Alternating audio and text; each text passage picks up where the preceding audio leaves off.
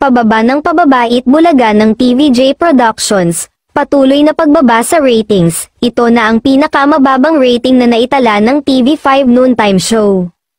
Nakakuha ng 3.5 na ratings ang nasabing show, samantala, consistent naman ang It's Showtime sa mahigit dobleng lamang. Ang It's Showtime, naglalaro lang sa 7% at 8% ang pang-araw-araw na rating, medyo nadagdagan lang pagdating ng Sabado. Sabi ng ilang taga TV5, hindi nababahala rito ang mga taga Itbulaga, dahil aware sila kung hanggang saan lang ang reach ng TV5 at hindi pa naman maaasahan ang televiewers sa RPTV.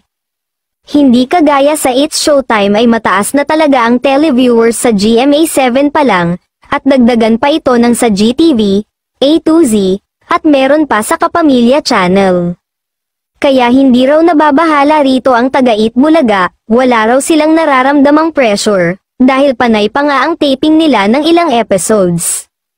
Nagre-react lang daw sila kapag may nagkakalat ng mga fake news tungkol sa kanilang programa. Nakatulong ang It's Showtime para tumaas ang ratings ng pre-programming nitong TikTok, pati na ang mga kasunod ng It's Showtime na Abot Kamay na Pangarap at Lilet Matias, Attorney at Law. Samantala, ang dami inaantabayan ng pagbabago sa local TV landscape na mapapanood na din sa GMA.